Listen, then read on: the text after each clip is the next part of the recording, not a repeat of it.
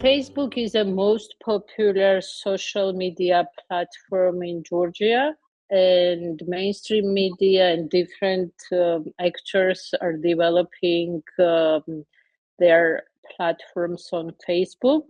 Some of them are transparent, where you can see who stands behind, but usually either Russia-affiliated actors or domestic government-affiliated actors, sometimes opposition as well, but their resources are not equal. Develop anonymous pages to influence public opinion on critical topics or reach audience. This is in general, but among youth, we see tendency that shows that they are consuming more TikTok or Instagram, more entertainment type of short videos rather than Facebook content, which is different from those platforms.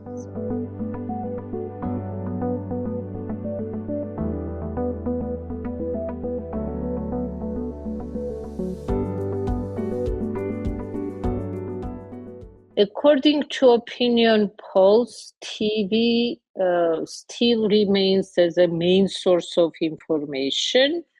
But most popular TV channels are controlled by government. Opposition-affiliated TV channels are lacking resources, and it's difficult to actually balance the power of government, which is not only about controlling mainstream media, but about using the different channels on social media, and they are also abusing administrative resources for influencing public opinion.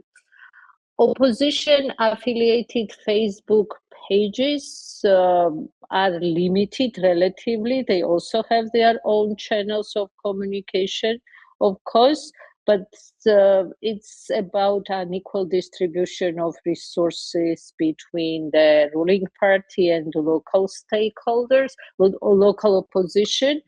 Russia-affiliated actually actors are mostly conservative parties and their media platforms, but they are more discredited because being openly pro-Russian is not popular, while the same messages spread through government channels are popular because they don't pretend to advocate for a closer relationship for Russia rather than to protect Georgian identity from the threats coming from divided West. So conservative versus liberal, etc.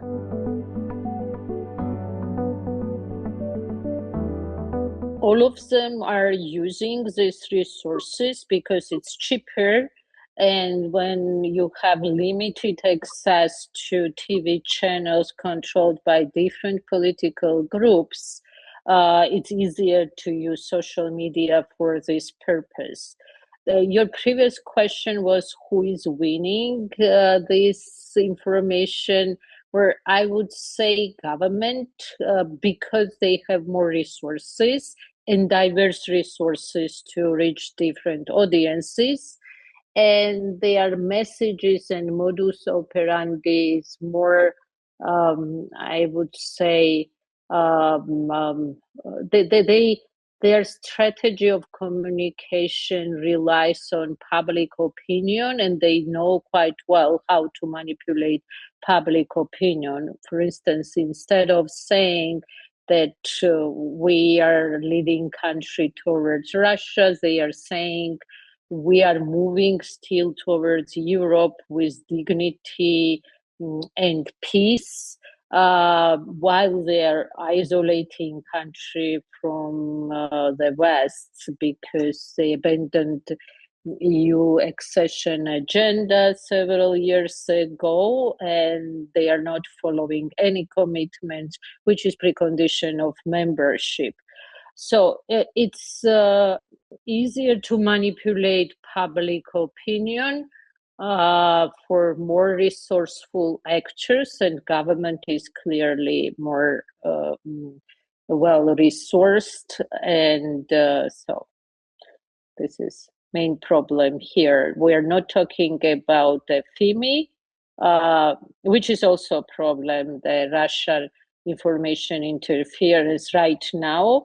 We're talking about domestic informational autocracy, which is more misleading to understand harm coming from these messages.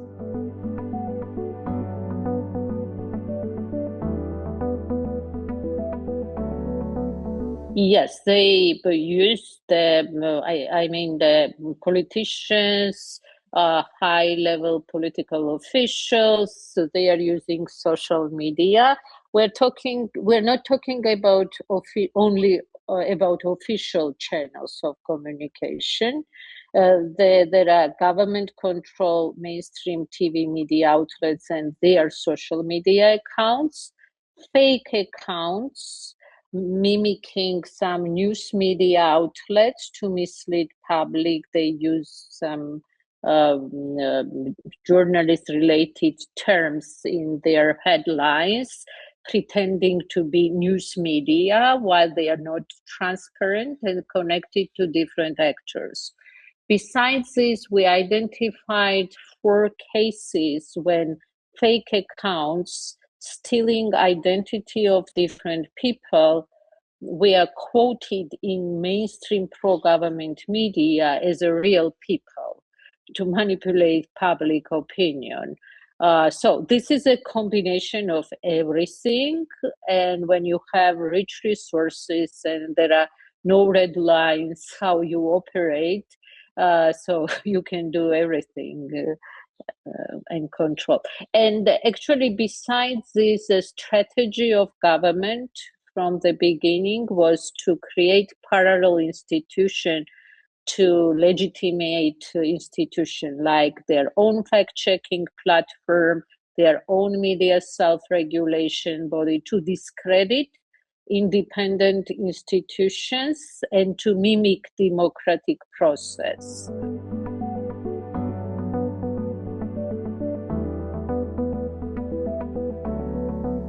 Actually, the Teal Georgian Dream ruling party became openly anti-Western, and it started after Russia's full-scale invasion in Ukraine.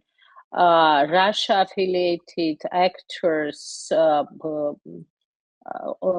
we are using the Facebook media for broadcasting and for spreading news, mostly focusing on this discourse related to conservative West versus Orthodox Russia, and advocating for a closer military relationship with Russia. These people were backed by Alexander Dugin, ideologists of Eurasian Union. But since their openly declared goal to bring Georgia closer to Russia, they were less popular. And then government took fear in our information space right now. During elections, they use different methods through Telegram channels, through Facebook pages, but Russia-affiliated media ecosystem is more fragmented, unlike government-controlled channels. So there are some Chinese influence also on our media ecosystem.